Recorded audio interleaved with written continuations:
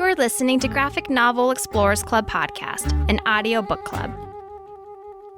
Thanks for checking out today's episode of Graphic Novel Explorers Club. I'm one of your hosts, Dennis Supachana, joined by...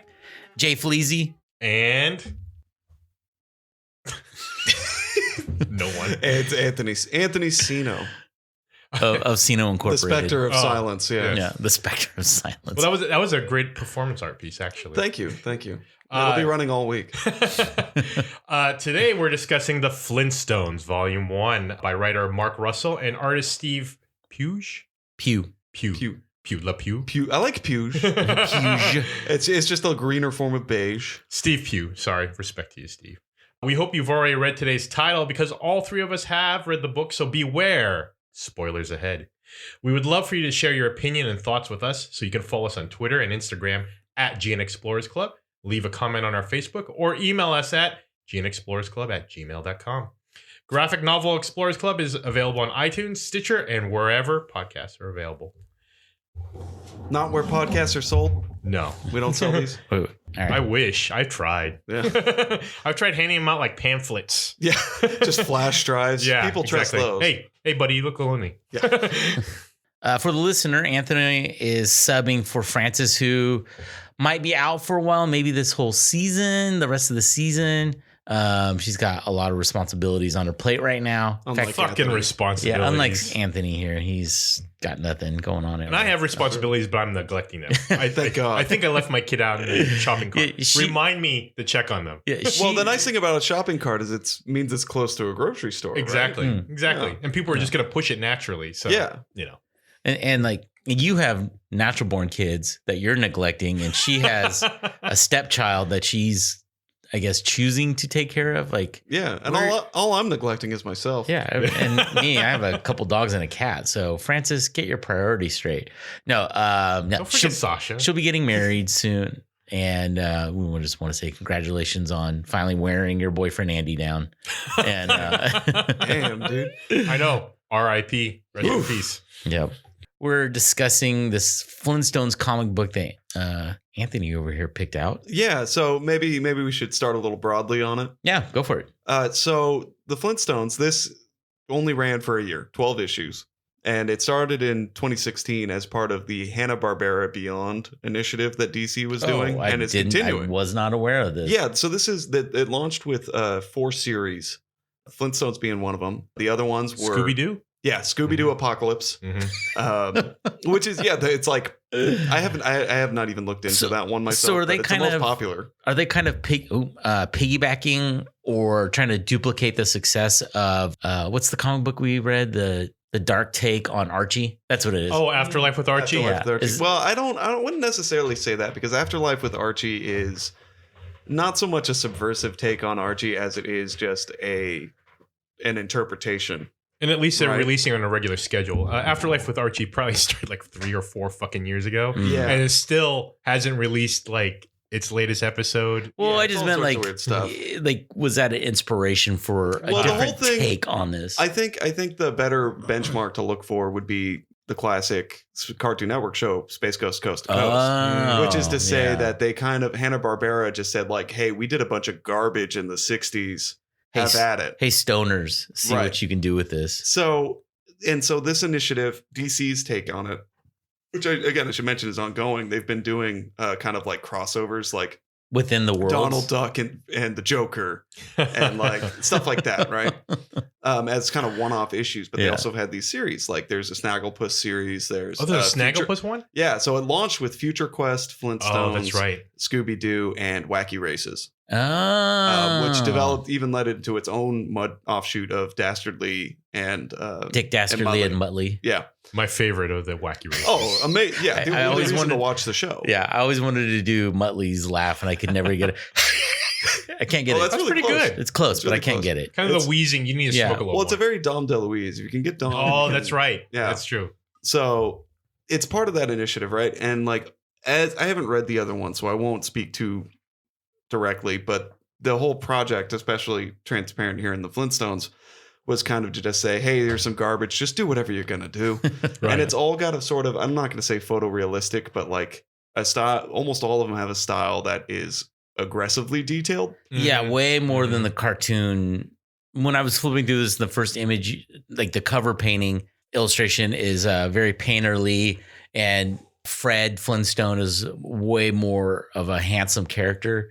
Yeah, and proportionally. Yeah, and like ripped. Whereas the old cartoon, he was more of like a bulbous fat guy. He was much more Jackie Gleason. Yeah. Than like a overweight Arnold Schwarzenegger. So where we're really, oh, go ahead. No, I was going to say, unlike like let's say the Venture Brothers, it's not a parody either, which I assumed was going to happen. Mhm. It's more of let's take something wacky, but kind of give it a more serious spin on it. And that's kind of one of the things that's interesting about it, because I've read it a few times now. And the first time I read it, I really recognized it as like maybe the funniest comic I'd ever read. And now I'm kind of coming back to it and realizing like, you just don't read that many comedies. But one of the thing about it is that at first it seems like a complete bastardization of the Flintstones. But then you kind of like, first off, you think about it as like, oh, who cares? And then because it wasn't good.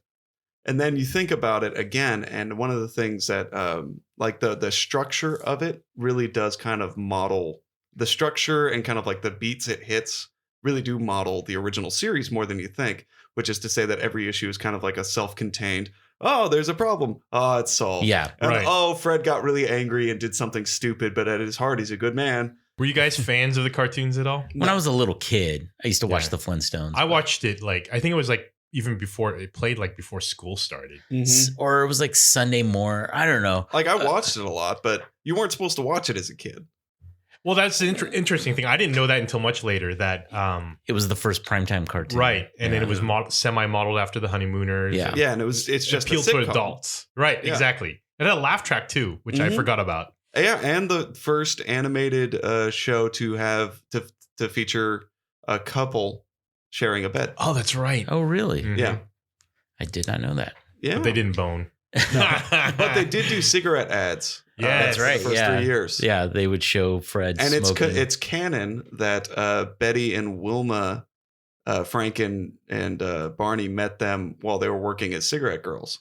Oh, That's really? right. I remember that Yeah. episode. I do remember because they were working the Oh, club. man. That's awesome. Yeah. So anyway, to Mhm. get back to the book itself, it's a really, I want to say like sharp social satire, but sharp I think is the wrong word. Biting Mhm. is better. Yeah. A lot of the beats it hits are kind of really on the nose. Super on the nose. Like almost like, oh, you didn't really veil that. Right, but in the way that it has a really it has a very coherent worldview at least, For sure. and it knows what it's attacking and is consistent in how it attacks. I would it. say if you're a MAGA person, you're not going to like this comic book.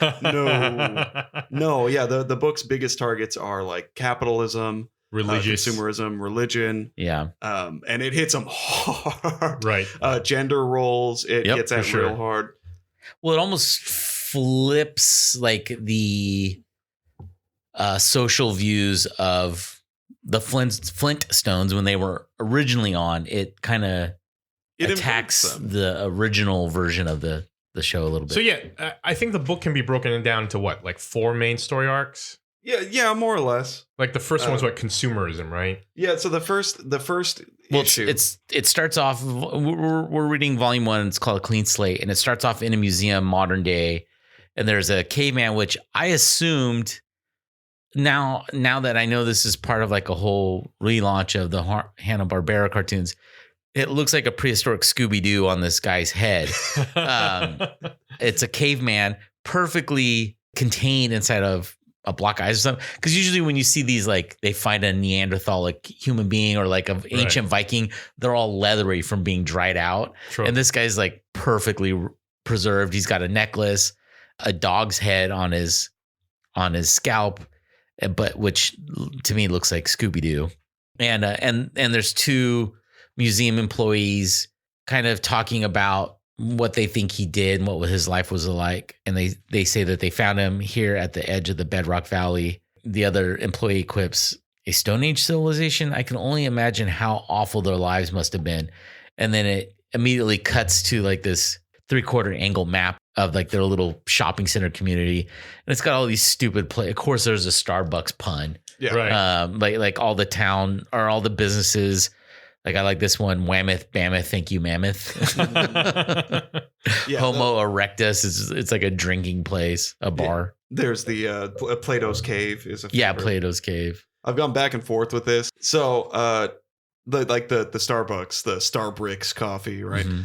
Part of me wants to be really mad about that because I just can't abide cheap jokes like that. But Totally. at the same time, it is the Flintstones. Right. You know what I mean? Oh, they Like, were full of puns. and like the puns that were that bad. So Yeah. there's a part of me that's like, it's the culture. Respect. Yeah. Well, and that's the tie to the original, right? It's not where it's trying to like, let's try to make the Flintstones more realistic. They still have fantastical, what do they call that? Anachronism? Anachronisms. Anachronisms, where they have cell phones somehow, but they're like shells Right. and whatever weird, their animal technology. Well, horns, their cell phones are shells, Mhm. and then their Handhelds. the regular landline is a horn, Right. like the old cartoon. And of course, yeah, the business names, which are Stone Age puns. Yeah, Slate's Quarry. But and that's what it starts off with is Mr. Slate, who is Fred Flintstone's boss.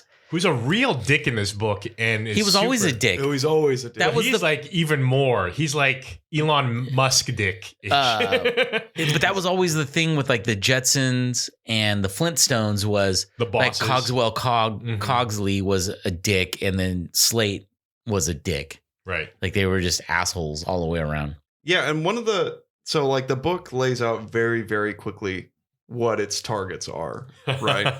And it actually introduces also the idea of like alternative hominids, Right. right? Like it introduces like that Neanderthals Who are not exist- Cro-Magnons. who are not Cro-Magnons exist at the same time, and Slate is It's- trying to like exploit their labor. Right. Yeah, because they're uneducated. They're not smart. They don't understand like money Can't is read, right. money is a whole new concept, or like barter is a whole new concept. So the fact that they don't know what money is, he's taking advantage of that. But I almost felt like that's like when someone calls everyone from the Latino culture Mexican. Like he doesn't see like, oh well, maybe they're from Honduras. Like he's that type of person that Right. It just matters that they're other. yeah, you're just Well, yeah, and I think initially he calls them Cro-Magnons. Yeah, and and they're then- actually we're Neanderthals. yeah, they correct themselves. They correct him. Yeah, and he just ignores it completely. It's like whatever. So the whole setup of the first issue Mhm. is Slate telling Flintstone, "I'll make you the foreman if you show these guys a good time around town Right. and like get them to work for me and introduce them to the concept of labor." We're also introduced to Wilma at this point, who is introduced as like an abstract artist, like she's doing handprint paintings. Yeah, it doesn't Totally. seem like Pebbles has been born yet. Or No, she is. She's a teen at this point already. Mhm. oh, is she? I Yeah. missed that. It comes in a little later, but she starts off the series. Oh, as a all right. teen. Somehow I missed that. And we're also immediately reintroduced to the concept of the animal appliances Talking like on the old making cartoon. commentary. Like Right. the old cartoon, they were always the ones that had like the groan line, like Right. oh god, You know, Right, like- exactly. Yeah. Never showed the toys. It's though. a living. Yeah. So we'll definitely get into that later because the animals are both one of the best parts and one of the worst parts of the whole series. for sure. Probably much like the old cartoon. Yeah. So Fred is tasked by his boss Slate to go take these Neanderthals out, show them a good time, show them what quote unquote civilization is like. Wilma reminds Fred that, hey, you have a veterans meeting tonight, which in the original cartoon, I don't remember there ever being an aspect of him being a war veteran. This is the Mhm. reinterpretation of the Water Buffalo Legion or whatever the name of his Water Right. Buffalo group Yeah. The is. club, the men's Yeah. club, which is interesting because, as we probably mentioned earlier, the cartoon started in the 60s, and there's direct allusions to the Vietnam War and, Oh, for sure. and veterans and hippies. And I was like, holy cow. So it's kind of Almost relitigating. yeah, exactly. Like, it really wants to open the wounds back up. The book never forgets that it's a comedy. Mm-mm. Mhm. So it's played like Fred's taking these guys out on the town, but he forgets about this meeting. So he takes them to the meeting while these guys are like having like PTSD. yeah, Yeah. just crazy flashbacks. So he picks up Barney, and Barney is not at all how he was in the cartoon. He's got, Fred. Yeah, that's the thing. I kept trying to read it with their voices and like Barney. Yeah, Barney. And the reinterpretation of the characters, they look like their design looks nothing like the old voices look like on the old cartoon. Yeah, the only fit like this, the voices, the scripts don't fit at all. Yeah. Like the only ways that you can imagine these characters as linking back is if you imagine them in bullet points. Right. So he picks up Barney and they go to this meeting. Although I will say Betty Betty's hot. actually Betty's on the nose. She's still hot. Yeah. She was hot. never much of a character before. No. So like it wasn't too hard to So yeah, they go to this meeting of the veterans of the Paleolithic Wars. It's almost like a support group as opposed to like a hangout session. Oh, for sure. Like when they used to go to the Buffaloes, it was like the Freemasons where Exactly. they would have their secret handshake, which is really on the cartoon. It was a really ornate process to do the handshake. Then they'd go bowling and he'd always wear his buffalo hat around. So after the meeting, they take him to a boxing match. And throughout this whole series, the Neanderthals are way more civilized than the Homo sapiens. right. in They're this. like compassionate Mhm. and they just care about each other. Well, they go to the boxing match, and then it's almost like foreign to them that you would just beat the shit out of someone else for game.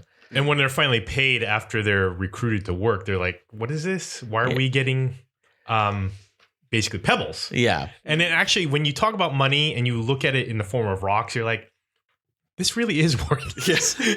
well, that's the whole thing with money. It's Right. an agreement. Like Right. you agree that this has a value to it. right. You know. So just to kick right to it, like so Fred does get the guys to work on the yard and Well, they go to an Outback Steakhouse. go to the Outback Steakhouse. Bernie, har har. So to give an example of how on the nose the criticism, like the critique of Right. everything is in this book. So when Fred has these guys work on the slate in the quarry, and so he asks them, "How'd you like making rock?" "I hated it." And then they give him the money, and they go, "What the? It's money. What am I supposed to do with this?" "Well, I don't know. Buy something someone else hated making." Yeah. Right? Just like it's Totally. something that like you wouldn't like. That's not a conversation as much as it is just a punchline, Yeah, right? Like a right. setup for the point you want to make. A little like too convenient of writing, Right. but at the same time, it also goes to show like the book moves at a very fast pace. Either Yeah, because it's- DC is like stingy with pages, or because like they it's a very dense book in terms of like how quickly It's how a many very events- fast book. I think it's only 35 pages. Like the story part of it's only maybe 30 pages. The whole entire thing is, I think, 35, and that's with the extra pages. You're not talking about like the whole. The whole thing is about 167. Yeah. Oh, well, it came out on. Oh, You're talking I about read the the first digital issue, copy. or- Yeah, the first Okay. issue. We kind of cut to the next day. Fred is talking with Wilma, and you find out that they were wedded because he traded 3 goats for Wilma, and they're invited to the employee hot tub party by Mr. Slate, and you're supposed to bring lotion, which right there is like gross. I will say this setup does have one of my favorite lines in the series when Fred's checking in with Mr. Slate about how the night went. As they're talking about it, and he's like, "I did my best," and Slate's trying to inspire him, like, "Your best." Right. And so he points to the picture of Fred's face under the Employee of the Month sign, and it says, "We're a civilization now, Flintstone. Men are only remembered for their accomplishments. You want an afterlife? Yeah, this is it." There's lots of great little throwaways like that. Yeah, like just like the way it bounces hard cynicism in there like that. Totally. Which is like it's something that it's the both edges of what I was talking about earlier with how on the nose everything is, where it's like it allows for great little lines just to like hit you real hard with just like like to put a real dense idea just so fast in a nice little line like that. Totally. Almost immediately after that, another great line is Fred is going to show the 3 Cro-Magnons the work site. Like, this is what you're going to do. What's that? Neanderthals. Oh, Neanderthal. Sorry, I'm much like Slate. Respect their culture. I just see. There's a difference. One of the Neanderthals asks, or Neanderthals, if you're British, can I ask you a question? And then Fred responds, sure. How come you wear a tie? I read an article once that said you should dress for the job you want, not the job you have. So how long have you been wearing that tie? 15 years. It's like, it's one of those things like, you're in a dead end job, dude. You're not, nothing's going to come of this. Your boss is dangling the aspect of maybe you're going to move up, but it's never going to happen. He doesn't give a shit. He is a shitty employer. You get to see a new updated version of the infamous brontosaurus that Fred always is sitting in to like break rock or move in the rock. opening. Yeah. Right. Mm-hmm. Or just throughout, like whenever they'd show him at work, he was always on that one brontosaurus. And you also get to see the famous bird steam whistle. Right. And then him sliding down the neck to say the work day is done. I also like this little stupid thing that instead of human resources, it's hominid resources. Yeah. That's a nice touch. It is. It's a blatant touch that is easy to miss somehow. Yeah. And then we get to the part that you just mentioned, Anthony, about the money and how it means nothing to these guys. Fred receives a call from Wilma saying that this painting that she had been working on of just handprints had been accepted into Bedrock Museum of Art. Mm-hmm. So she goes over to see Betty at the dress cave. Did Betty own a business when she was on the cartoon? She was just stay-at-home housewife. Okay. Housewife, yeah. That would have been too radical for that time. So she goes to go buy a dress from Wilma's going to go buy a dress from Betty for the art opening. And you just have a quick little interaction with them, trying to shop for the dress and not finding anything that she actually likes. And then we cut to the Slate mansion, and Wilma and Fred are at this whole scene at the mansion is wonderful to me. It creeped me out. I thought there was going to be a lot more like weird sex stuff going to happen. Well, there. I love the shit that Slate has in his house, like this giant prehistoric gopher thing that's the couch. Yeah, this giant sloth. Yeah. Oh, is that what it is? A sloth? Mm-hmm. And then he's got a Tyrannosaurus Rex mounted, like he's shot it and killed it. He's got the gun up there.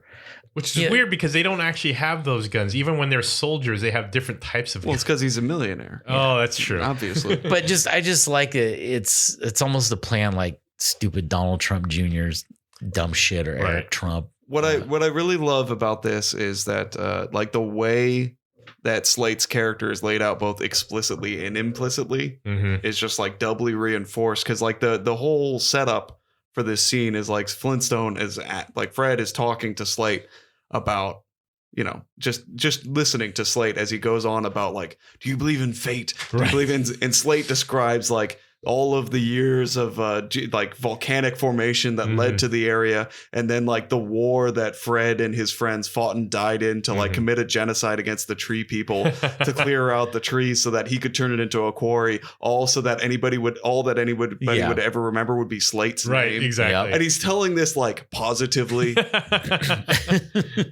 Like, yeah. This is what we did it for.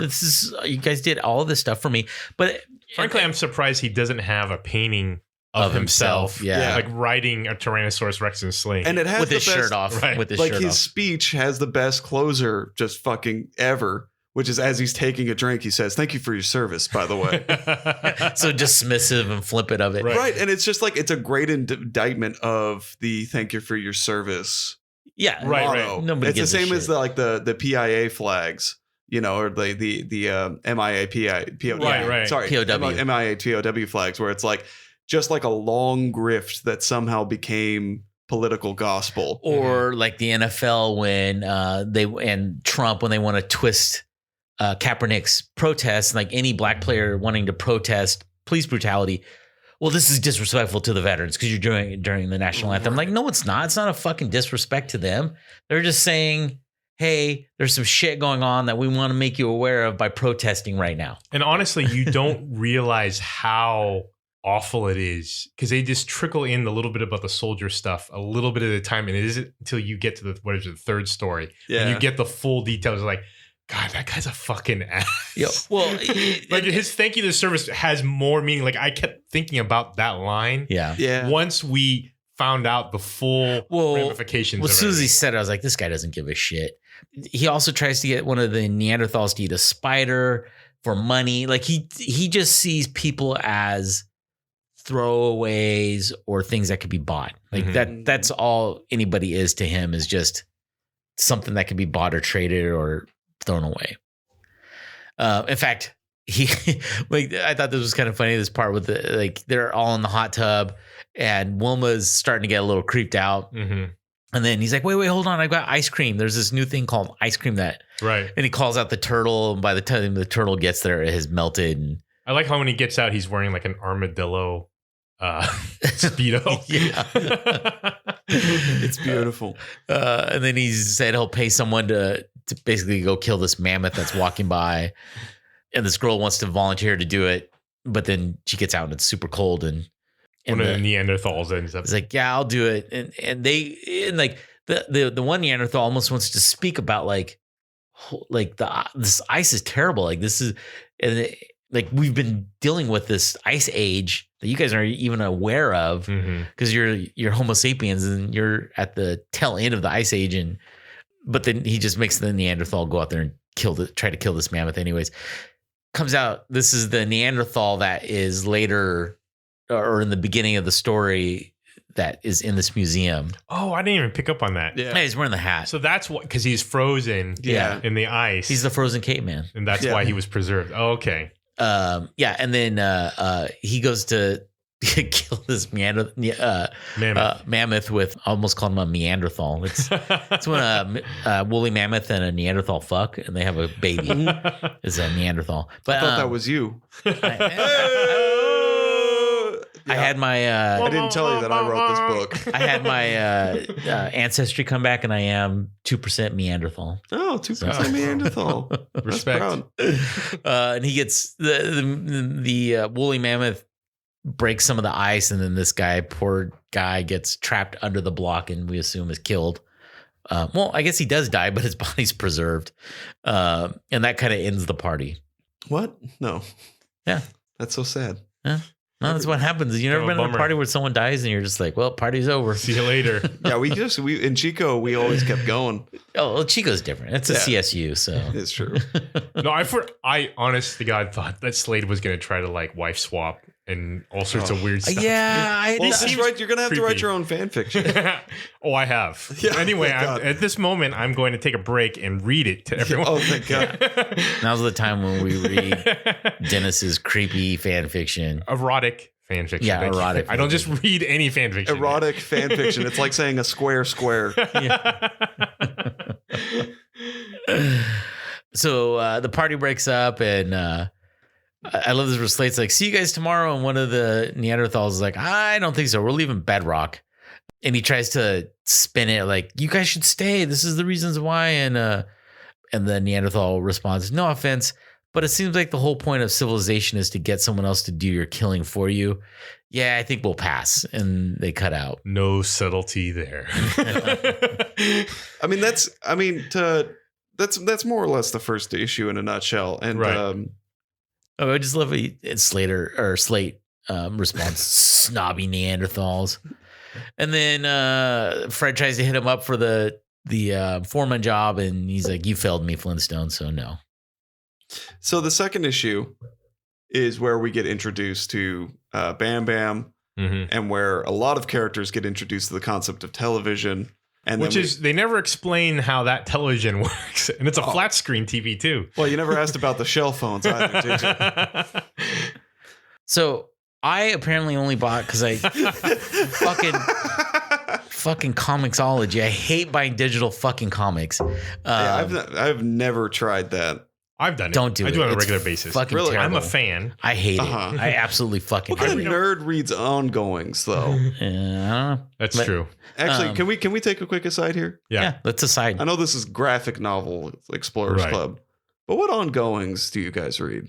No. I pretty much don't. I do just read them once they pretty much get out on trade. Okay. Except unless there's an event. Then if I'm really into the event, like I was really into DC Metal. Was that DC Metal? Yeah. No, Dark Knight's Metal? Something like that. It turned out to be super disappointing. The last issue was super rushed and it didn't. I read the first issue and I wanted to kill myself. It was so. The second to last issue introduced some concepts that they totally threw away on the final one. I was like, fucking DC. This doesn't make any sense. There are no good events. I just want to put that out there. None of them are good. Okay, so I was sold on the second to last issue because it had the chimp detective, and he recruits a bunch of different chimp versions of the heroes. Guess what? They don't show the fuck up at the final issue. No, they just replace him with other Batman. And I was like, motherfucker, I came here for the chimp detective. Okay, let me start a real fight. I've been rereading a lot of seminal Batman stories lately. Sure. I think Batman's bad. Oh yeah. Well, that's the premise of the White Knight. That's what we've kind of. No, I don't mean I mean like most of the stuff that everybody likes about Batman is like amateur hour. I would agree with that. There's a lot of Batman stories that we've read where they're like seminal stories, and I read it and I'm just like, this is kind of garbage. I just read Hush, and I was like, this is fucking garbage. Like, who did the art on that one? Jim Lee? Yeah.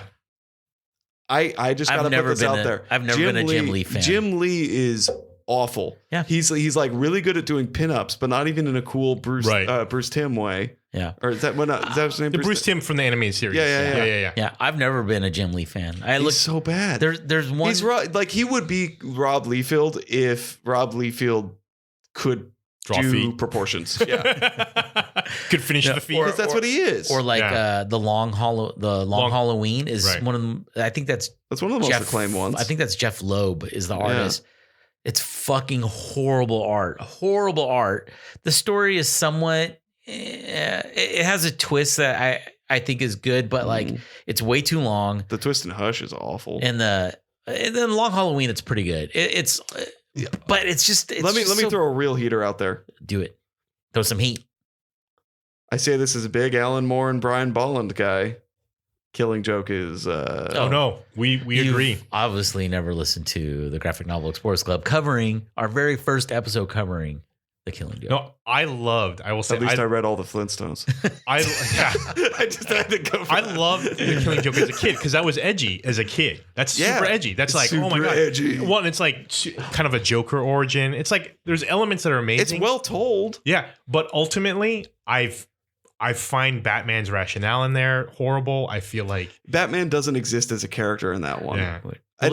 Let's get back to Flintstones. Yeah, so Batman, where it goes back to Stone's Quarry. What's weird is prehistoric Batman shows up in the Flintstones. Actually, I think there is a Batman episode of a Flintstones. I want to say. I forget. You're not talking the about cartoon? There's a Batman episode of Scooby-Doo. Yeah, for sure. There's I a own Three that. Stooges episode of the Scooby-Doo. Oh yeah, Scooby-Doo what was that? Don Knotts. Scooby-Doo and there was that Don Knotts, Harlem Globetrotters, Mama Cass. Mama Cass is classic. Oh, that's so good. Yeah, Batman. The Harlem and Robin. Globetrotters cartoon show was also amazing. Yeah. Yes. The dude who had like this the fro that you could pull anything out of. Gorgeous. Anyway, back to Flintstone. Yeah, so that Johnny didn't read. So we're trying to save you here, man. Yeah.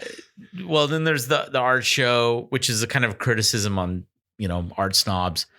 She comes to find out she's out. Her next to the restroom. Wilma's art has been displayed in the outsider art, which is literally outside of the museum next to the bathrooms.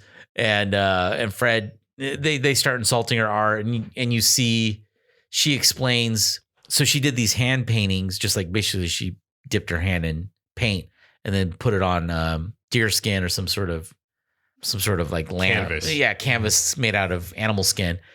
And even Fred doesn't get it. Yeah, he doesn't. He's trying to comfort her, and he's like pretty explicitly saying like, yeah, I only support this because of you. Right. Yeah, and then come to find out, she explains that her family was nomadic, her tribe was nomadic, and it was very dangerous. And one of the things they did was when you came of age was they had you paint your hand inside the caves that they lived in or wherever they were at. So if you died trying to hunt or gather food, you would still live on with the tribe because your handprint was there. So she was showing that like, this is my tribute to society and life and everyone that I lived with. Mm-hmm. And then Fred almost kind of falls in love with her again. Not that they were out of love, but he just gains another level of respect for her. There's one of the great things about, or one of the things I do like about this series a lot is the poignancy when like it's so on its face that it kind of hits with these undercurrents that I'm not going to say they're like stellar or whatever, but they have a way of cementing it, that reminding you like, yeah, no, we're also telling a story. Yeah. And then we're also, and it reminds me of one of my favorite bits. So in, I can't remember if it's issue 4 or 5, So religion comes up as a major thing in the book. Like throughout the series, Gorp. like the more. Yeah, Morp. Gorp. The only like there's one church, and in the second issue it goes really deep into like them trying to find the right God, Right. like them cycling through gods and just being like, well, he's cute, isn't he? Like they pull out like a little elephant. He's like, this is what you worship now, and they're like, oh, what does he do? Well, he's like, well, he's nice. And it eventually comes around to the idea of like an invisible God, and they go like, well, what's his name? And they're like, well, we hadn't come up with that, so how about Gerald? Yeah. And so like as like these things of like religion and whatnot come up, there's also subsequently the idea of marriage comes up, and there's an issue where Fred and Wilma go on a marriage retreat, and like it's revealed that marriage is considered to be freakish and deviant. Oh, really? Yeah. Yeah, real on the nose stuff, but yeah. Right. And so like in Fred, like in talking about it, is talking with like a gay couple that he grew up with. Adam and Steve. I didn't notice that the names were Adam and Steve until it's so good. It's so good. That's awesome. Again, the MAGA guys will not like it. Yeah.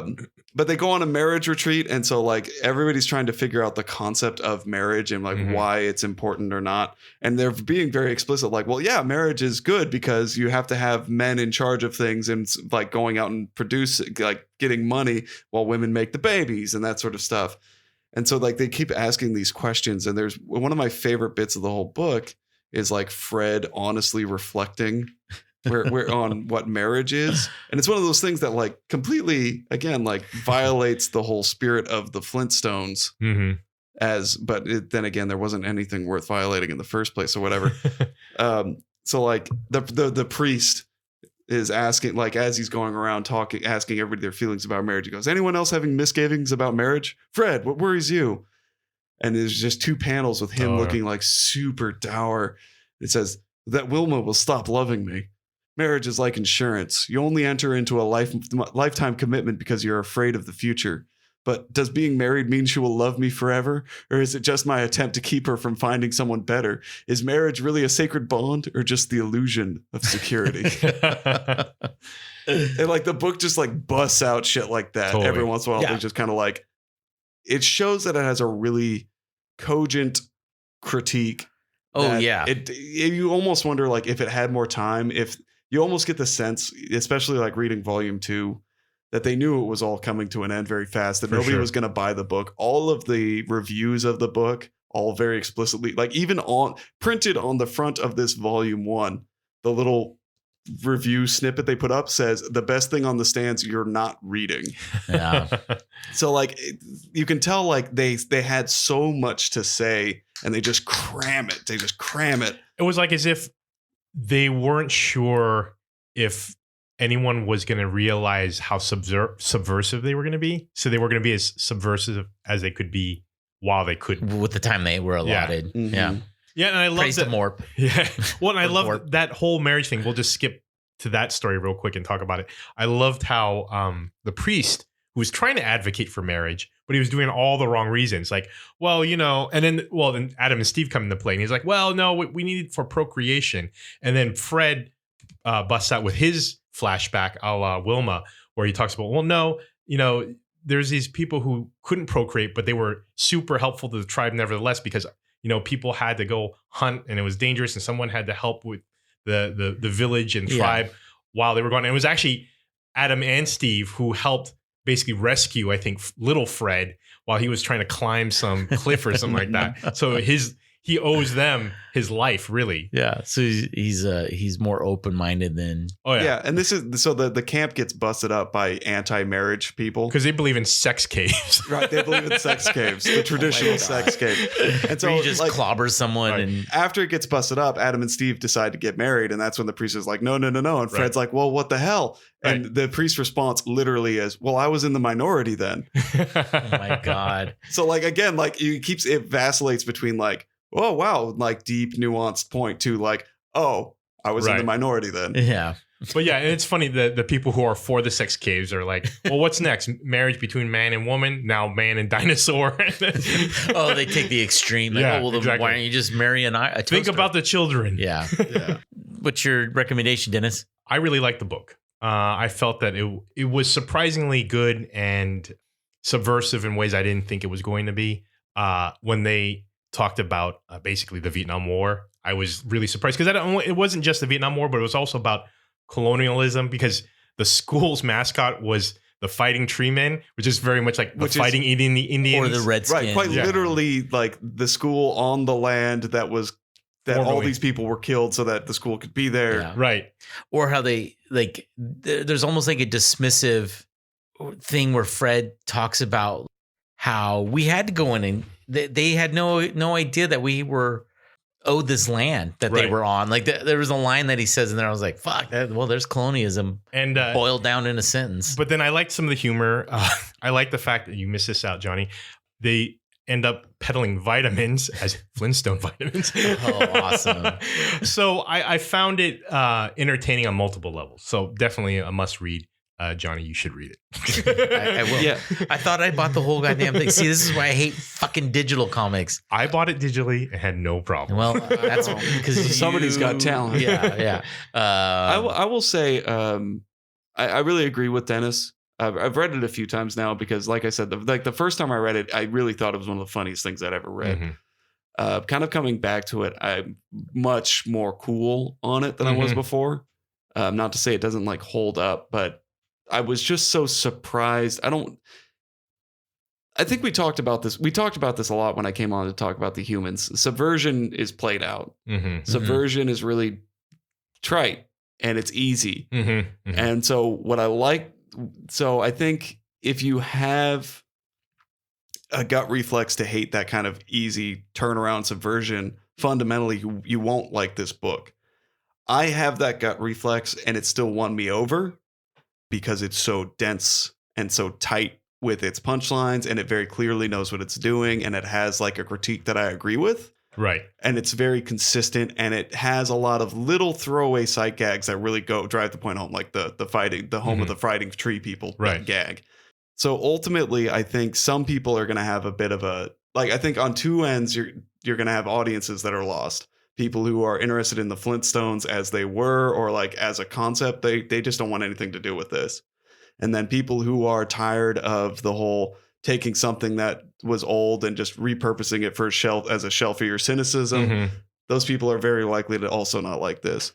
But if you're just looking for a funny book that has a cogent political, social critique that also has just really good throwaway lines, that, if you're just looking for a good comedy that kind of merges that with a bit of depth to it and great art.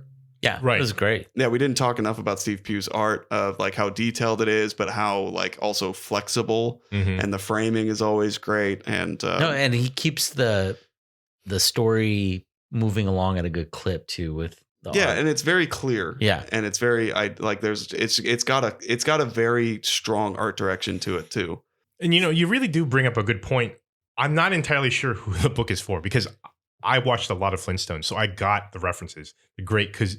The Great Kazoo. Yeah, the Great Kazoo. The Great Kazoo comes back as like his iteration in this is he's a game warden. Yeah. The Great Kazoo's in here. The Flintstone vitamins. It's just, there's a lot of Easter eggs for fans of Flintstones, but yeah, I'm not entirely sure a fan of the Flintstones would want to read this. Right, because if you're an actual fan of the Flintstones, then you're going to hate it. Right. Yeah. But if you're a person who watched a lot of Flintstones, which I imagine the vast majority of people who watch a lot of Flintstones didn't actually like the Flintstones. Right. It was just on. It was just on. Yeah. I mean, that was my connection. That was yours. Right. So, quick question or theory, like little thing to posit here is, do you think 40 years from now when the Simpsons are off the air, somebody will, or 50 years from now, someone will do some take on it like this? Well, it's interesting because The Simpsons tries to be socially relevant now. Some controversial issues, especially around Apu. I don't know if you can do something like that when something's already trying to be that. And it was on for so long. Right. The problem is that The Simpsons has too many identities. Yeah. Mm-hmm. The Flintstones is flat. That's true. Early Simpsons versus middle Simpsons versus current Simpsons are very different. Right. Yeah. I mean, Cool. first three seasons of Simpsons, you probably wouldn't be able to recognize compared to what it is. Oh now. yeah, Right. even and like the art of it looks completely different. But I think we're all in agreement that you should read this book. Anthony, where can people follow you if they want to? So If you want them to follow you, yeah, I can be found on Twitter at Anthony Siino, AnthonySiino. That's the only spot you can find me. I'm not doing the journalism thing anymore. But do follow me because down the line there will be weird art things happening. Just kind of gonna need some time. a holding pattern right now. Yeah, holding pattern. Holding pattern. Yeah. And what about the show, Dennis? At Gene Explorers Club on Insta and the Twitters. Sweet. All right. Well, thanks for listening, and we'll be back next week with a new book. Yeah. Yabba dabba doo. Thank you guys so much for having me on. Hey, Thank welcome. you.